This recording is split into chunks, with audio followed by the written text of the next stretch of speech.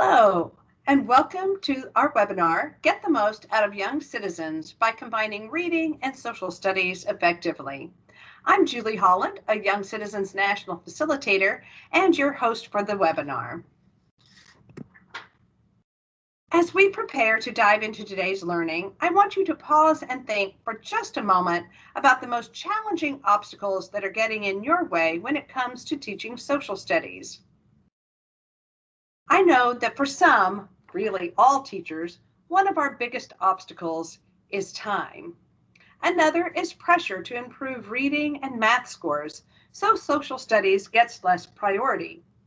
Well, today we want to focus on getting the most out of young citizens and hopefully removing some of those obstacles.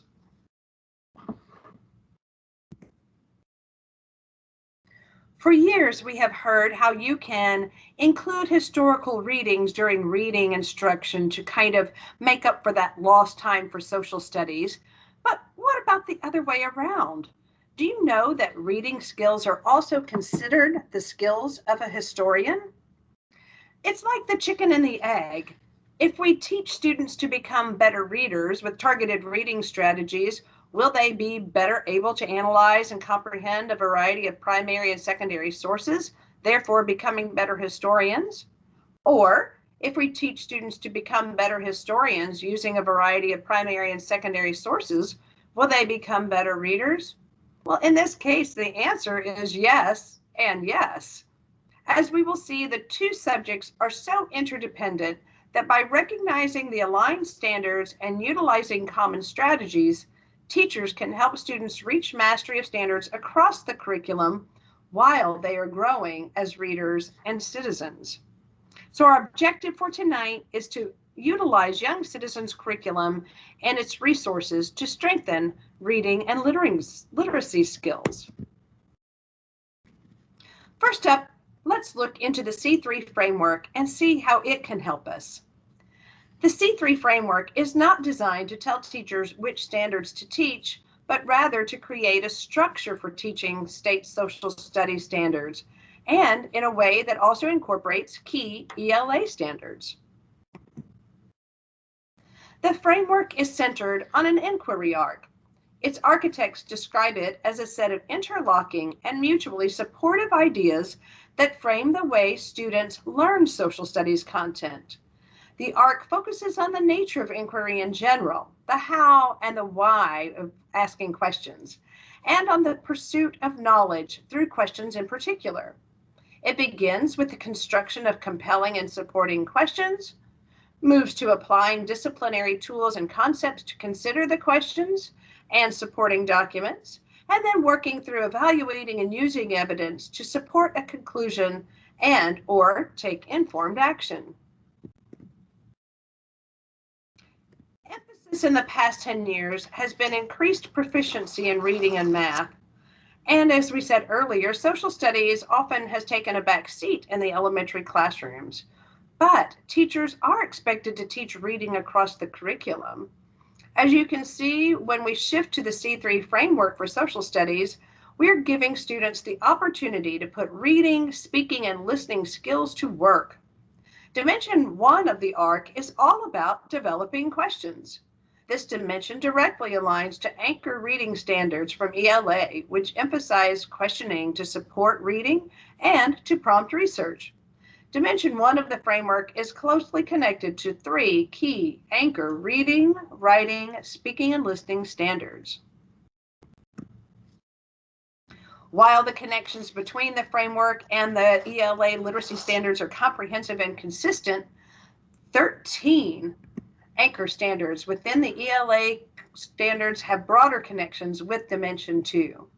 Dimension 2 of the inquiry arc is where students read and apply new content knowledge to answer supporting questions for their overarching compelling question. This directly aligns to our reading, writing, speaking, and listening standards that have students reading closely for meaning, determining main ideas, looking at the details and the structure and the purpose for reading and writing. Looking at and backing up their answers with evidence from the text, reading texts that are at appropriate levels of complexity for their grade band, using analytical-based research skills, preparing for and participating effectively in a range of conversations and collaborations, and finally, acquiring and using accurately a range of general academic and domain-specific words and phrases. There are 17 anchor standards within the ELA literacy standards that have broader connections with Dimension 3.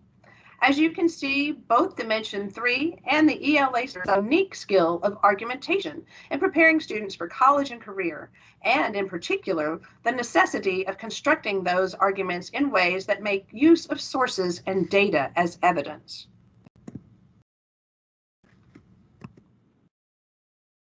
The production and presentation of knowledge is central to the design of the ELA Literacy Common Core Standards. Production and distribution of writing is one of the 4 categories in the writing strand. Presentation of knowledge and ideas is one of 3 categories in the speaking and listening strand. Through communicating conclusions and taking informed action, Dimension 4 in the C3 framework extends that notion of publishing the products of students' inquiry for disciplinary and civic purposes in social studies. Now that we know that using the framework gives teachers what they need for teaching social studies standards, and through that framework, students are naturally developing ELA skills, wouldn't it make sense that we would want a core curriculum program that pulls it all together? Well, Young Citizens is that kind of program. Each chapter of Young Citizens is designed as an inquiry arc, beginning with a compelling question, using new knowledge gained to answer the question, and ending with ways for students to present their ideas or take civic action. Each chapter addresses state social studies standards as well as the National Council of Social Studies themes of social studies. And each chapter promotes language growth through the commonly recognized standards for English language arts and literacy. Activities throughout the program build proficiency in reading both nonfiction texts and literature, in writing narrative, informational, and opinion pieces, and in speaking and listening. In this section of the webinar, we'll explore the various ELA components that are woven into each chapter of Young Citizens. We'll look at vocabulary, visual literacy, primary sources, collaboration, critical thinking, writing for a variety of purposes, and finally, discussion and read aloud opportunities. First up is vocabulary. How important is vocabulary in reading comprehension? Well, beyond fluency, 2 key components of reading comprehension are vocabulary and background knowledge. And where does a vast majority of our vocabulary growth occur in school? The answer might surprise you. It's not in the ELA classroom. According to Robert Marzano's research for building background knowledge for academic achievement, 55.4% of a student's academic vocabulary comes from social studies. What implications does this have for us as teachers? Well, if we aren't teaching social studies, are we really exposing our students to the vocabulary they need for academic success? Each section of the student book and every leveled reader in Young Citizens introduces important domain-specific vocabulary in context. In this example from the Grade 5 student book, we can see how words are introduced at the beginning of the chapter, used in context, and often supported with illustrations. Vocabulary words that are reused in new sections are pointed out in the Review Vocabulary heading. Here again, we can see in the first grade student book how that vocabulary is front-loaded at the beginning of the lesson, bolded in the text and used in context, and not only in the text, but with supporting images and captions. The second literacy component on our list was visual literacy. Visual literacy is the ability to see, understand, and ultimately communicate visually. Visual literacy skills are necessary and important for children to learn, especially in today's globally accessible media and technology-driven world. Think of the sheer amount of visual media you are exposed to daily through social media, online research, films, advertisements, posters, and so much more. That's why it's crucial in our world that literacy has to encompass much more than the ability to read and write. Young Citizens curriculum exposes students to a variety of visual literacy components. For example, the comic strip Classmates that invite students into a running narrative that tie chapters and elements together.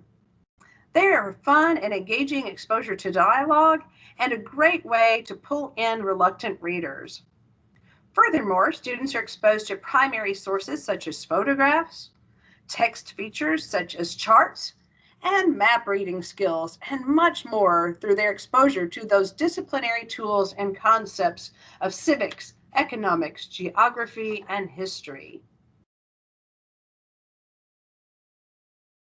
Our third literacy component that we find in Young Citizens lessons is the use of primary sources. Teaching with primary sources is a critical part of the 21st century social studies classroom. According to the Library of Congress, primary sources are the raw material of history. Young Citizens provides primary sources in a variety of grade-appropriate, accessible ways. Leveled readers, group activity cards, and the student book all have primary sources. Skills lessons on using primary sources are also included, and students learn to analyze, judge the reliability of those sources, compare and contrast two or more sources, and distinguish between primary and secondary sources.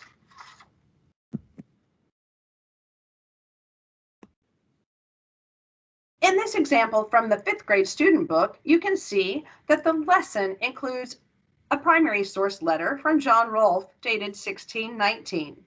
But to make that primary source accessible to our current 5th graders, Young Citizens has included a side-by-side of the original text with a simplified language text. On the right side of your screen, you'll see a skills lesson on using primary sources that's included. Just one of many, where students again learn to analyze, judge the reliability of those sources, compare or contrast, or distinguish between primary and secondary sources. Primary sources are introduced to even our youngest learners. In this lesson from Chapter 1 for 1st grade, entitled Why Are Families So Important?, students are able to compare and contrast families past and present by looking at photographs. And they have one of their first lessons on using primary sources in research. Primary sources can be found in many other places in the curriculum, in the Patriot Handbook for primary students, the leveled readers, and the group activity cards for all ages, and in the Founding Documents resource for upper elementary students. With these additional resources, you are no longer having to search and curate primary sources on your own to add enriching activities to the lessons. Our next component is collaboration. When pressed for time, we as educators often revert to lecturing or whole class discussion and cut out time-consuming group activities. But these activities are really vital. We know that cooperative group activities, unlike whole class discussions or independent work, provide the most opportunities for students to express their ideas, their questions, their conclusions, and associations verbally. Collaboration is one of the most important aspects of the speaking and listening standards, in large part because it reflects how things happen in the real world. For these reasons, Young Citizens lessons are full of collaborative opportunities. Throughout Young Citizens lessons, students have the opportunity to discuss new information, share ideas, and work collaboratively to synthesize their learning. In the first example, you'll see how 5th grade students are not only going back to the text for details to create a timeline, but as a small group, they're evaluating the importance of those events and preparing to support their decisions to their peers. In the grade 1 example, we can see how students are making connections to a short passage that they've just read, using visual literacy skills to connect the reading to the photographs, sharing ideas and feelings within their group, and then as a group using a silent statue strategy to show their thinking. Literacy component number 5 on our list is critical thinking. In its most basic expression, critical thinking occurs when students are analyzing, evaluating, interpreting, or synthesizing information and applying creative thought to form an argument, to solve a problem, or reach a conclusion. Specific critical thinking skills that are incorporated through Young Citizens are sequencing, using comparing and contrasting, recognizing cause and effect, drawing conclusions, and evaluating. Though not noted specifically as a critical thinking skill, we can see that this reading skill is exactly that. Students are learning steps to research for similarities within a passage to draw comparisons. Though the student book reading skill on the left side of the screen and the online activity are designed differently, both, as you can see, are assessing that same critical thinking skill. This sample activity card from grade 1, chapter 2, lesson 4 puts students to work solving problems by using critical thinking skills. They analyze problems, evaluate possible answers, and come up with creative solutions. Like reading, writing offers another way to blend language arts and social studies instruction. That's why writing is yet another ELA component of Young Citizens curriculum. Young Citizens includes opportunities for writing in every lesson, from less structured reflections that students can jot down in their think books, to scaffolded skill lessons in writing, to teach different types of writing such as narratives, opinion pieces, and more. Students are using writing as a naturally integrated part of their learning. In these examples, all from grade 5, we can see students writing for a variety of purposes and in a variety of genres. And because each unit is designed with the framework in mind, culminating projects are designed for students to communicate their new learning in a variety of real-world ways. In this example, you can see students are creating a historical quiz game, which includes writing quiz questions. Now that's an engaging, authentic way to show their learning. We often downplay the importance of speaking and listening standards.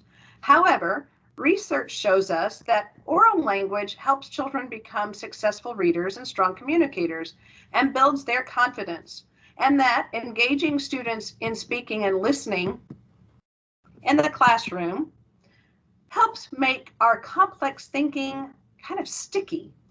We learn to think when we speak. Let's take a look at how Young Citizens lessons build speaking and listening skills.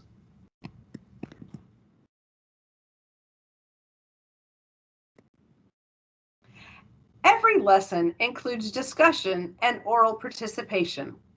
Lessons include opportunities for students to sharpen their listening skills and expand their knowledge with read-alouds from the literacy links. The teacher's guide is annotated with symbols for partners and small groups to indicate these opportunities to engage in various discussions and interactions with peers, so we are sure to not miss them.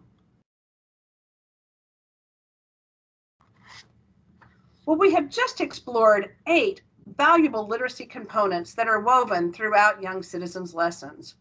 The types of learning opportunities that these lessons present also prepare students to take those skills and apply them in other authentic real-world ways.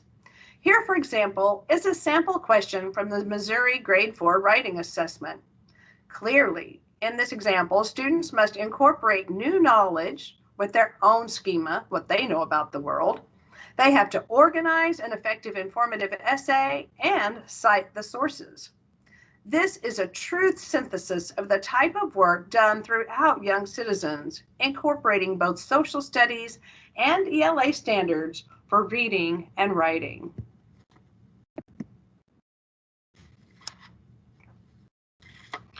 As we wrap up our webinar, I want to leave you with the following thoughts. In Young Citizens, there are multiple ways for students to interact with content that combine reading, writing, thinking, speaking, and listening skills with those hands-on experiences. Equipped with knowledge and skills, students will grow into thoughtful, caring, active world citizens. Now that you've had a chance to see how easy it is to combine social studies and reading effectively, what will you do differently in your classroom as a result of your learning today? Thank you for joining this Young Citizens webinar.